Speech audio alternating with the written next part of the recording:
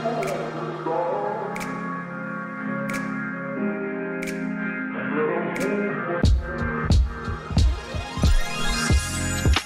guys, welcome back to Hanspal's kitchen. Today we are going to be making Methi Paratha.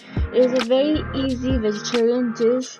So before we start, please don't forget to like, subscribe and share. Now let's get started. Take a large bowl and in that add 4 cups of wheat flour or Atta. With this measurement, we'll be able to make 10 to 12 parathas, which easily serves 4 people.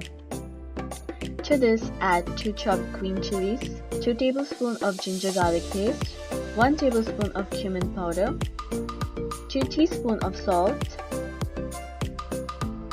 1 teaspoon of red chilli powder, half teaspoon of turmeric powder, and 1 teaspoon of Garam Masala. Also add some Ajwain Seeds because we forgot to add them here and we'll be adding them after we have kneaded the dough. Assuming that you have added the Ajwain Seeds, mix everything well here. Now add some chopped Methi or Fenugreek leaves and Coriander. Here we are adding 1 bunch of Fenugreek leaves or Methi and some Coriander to give it a more enhanced flavor. Now we are going to mix them well.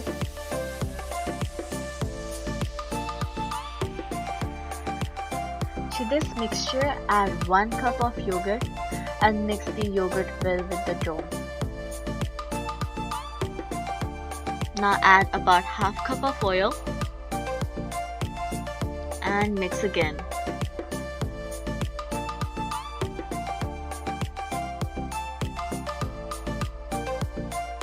Now that everything is mixed, start adding the water to knead the dough.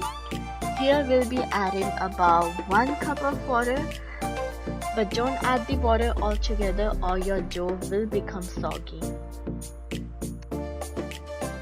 As you can see, we are not adding the water all together. We are just sprinkling a little bits of water to make sure that our dough doesn't become soggy. What you're looking for is a really soft dough which is not too sticky. Brush up the dough with some olive oil or cooking oil so that the dough does not stick. Now here we are adding Ajwain Seeds because we forgot to add them before and that's why we need to knead again. But yeah, make sure you add the Ajwain Seeds before. Okay, so let's start making the paratha. Take a small piece of dough about the size of your palm and roll it out into a small ball. Flatten it slightly with your fingers and then coat it with dry wheat flour.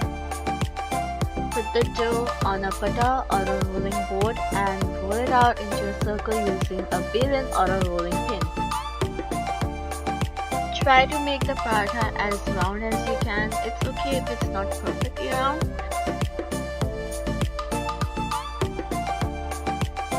If the dough starts to stick, you can flip it or you can add some dry flour to make sure that it doesn't stick.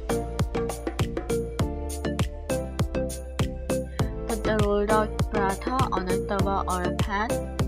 Your stove should be on medium or medium low, never on high, because if you put your stove on high, then your paratha will definitely burn. Let your paratha cook for about 15 to 30 seconds before turning. At this point, we only need one side to be slightly cooked.